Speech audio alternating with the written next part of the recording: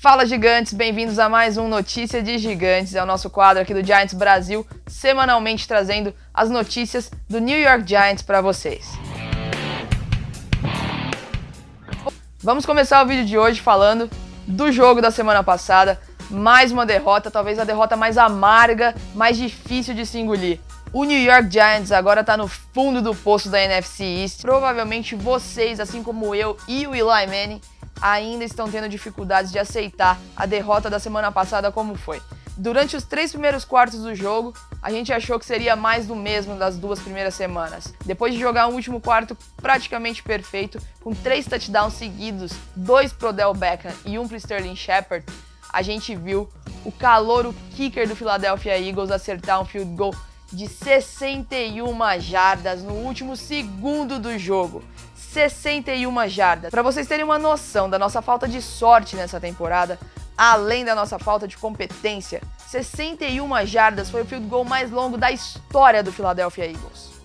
O que a gente tem que se agarrar agora é o fato de que o nosso ataque voltou a funcionar. Não da maneira como a gente queria, porque a linha ofensiva ainda preocupa bastante, mas nós vimos surgir um Eli Manning que já nos deu muita alegria.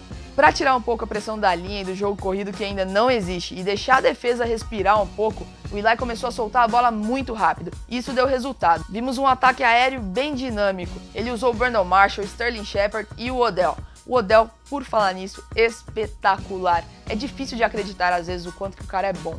O problema de se soltar a bola tão rápido assim talvez sejam as interceptações.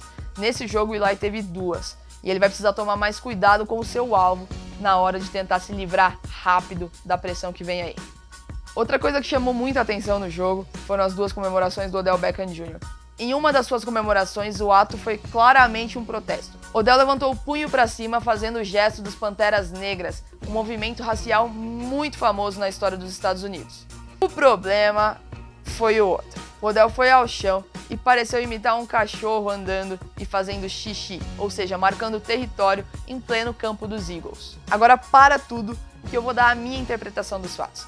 No momento que o Odell começou a comemorar, eu pensei, caramba, vai vir coisa forte por aí. Por quê? Na hora que o Odell vai ao chão, a minha impressão foi de que ele estava imitando um macaco, um gorila, por conta da maneira que ele coloca os seus braços com os punhos fechados no meio das pernas e a movimentação que ele faz para andar. Aquele começo da comemoração não parecia nada com um cachorro. Eu nunca vi um cachorro andar daquele jeito. Mas logo em seguida o Odell levanta a perna e parece marcar território como um cachorro faz, o que pareceu uma provocação aos torcedores do Eagles. Na coletiva de pós-jogo, o Odell disse que não era nada disso. Ele falou que a comemoração foi em relação ao que o Trump havia falado. Mais cedo na semana, mais precisamente na sexta-feira, o Trump deu uma declaração chamando os jogadores da NFL que estavam protestando de son of bitches. Son of bitches pra gente pode ser traduzido como filho da ou como filho de cadela, porque bitch em inglês também tem esse significado. Então na entrevista, o Odell simplesmente respondeu sobre a comemoração.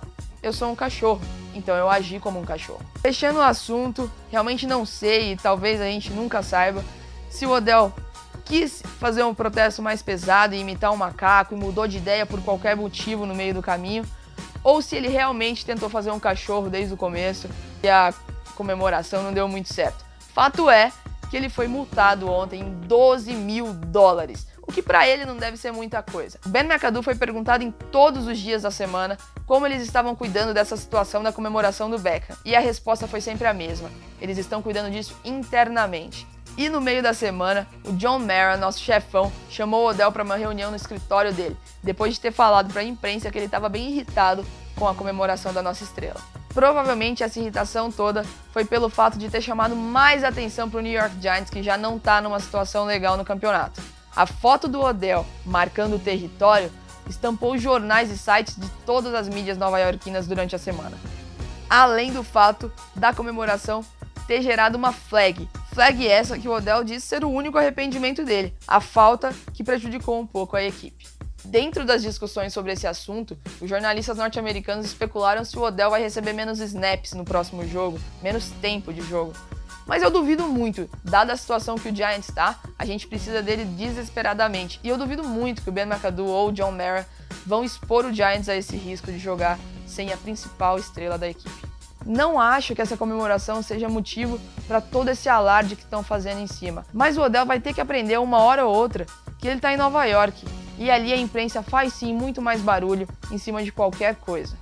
Falando ainda sobre os protestos da NFL depois das declarações fortes de Donald Trump, o Giants pela primeira vez teve 3 jogadores que se ajoelharam, enquanto todos os outros permaneceram de braços entrelaçados. Os 3 jogadores foram Damon Harrison, Landon Collins e Oliver Vernon. Durante a semana, o Goodell, comissário da NFL, convocou uma reunião com alguns representantes de vários times. Do New York Giants tivemos 2 representantes, Jonathan Casillas e o nosso chefão todo poderoso, dono da franquia toda, John Mara. Depois da reunião, Casillas contou que o John Mara pediu que todos os jogadores de Nova York se levantem para o hino em sinal de respeito, mas que ele vai respeitar e apoiar qualquer jogador que sentia necessidade de se ajoelhar. Agora, partindo um pouco para a próxima semana, vamos falar sobre o relatório de lesionados que a gente tem. Para quem não sabe, em semanas normais, quando o Giants joga no domingo, a gente não tem treinos às sextas, é chamada de Fresh Friday. Ou seja, não conseguimos ver ontem quem ainda estaria lesionado, quem poderia treinar ou não. Saiu um relatório e nele temos as seguintes informações. O linebacker Jonathan Casillas, o running back Orleans Darkwa, o nosso guard Brad Jones e o Olivier Vernon, nosso defensive end, ainda não sabemos se irão para o jogo. Mas temos 3 boas notícias, BJ Goodson, Bobby Hart e Shane Vereen parecem estar prontos para jogar. Agora, o que ninguém entendeu muito bem foi um movimento que o Giants fez essa semana. Eles mandaram embora o fullback Shane Smith. Por que ninguém entendeu? Quando o Giants fez o último corte de jogadores e deixou no elenco um fullback, coisa que a gente não tinha na temporada passada, muita gente ficou animada por achar que a gente poderia ver um ataque mais diversificado e mais dinâmico.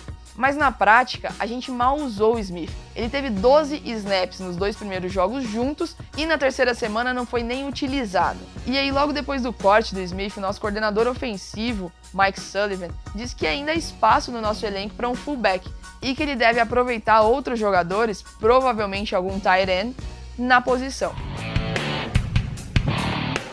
Vamos falar agora do jogo de amanhã contra o Tampa Bay Buccaneers.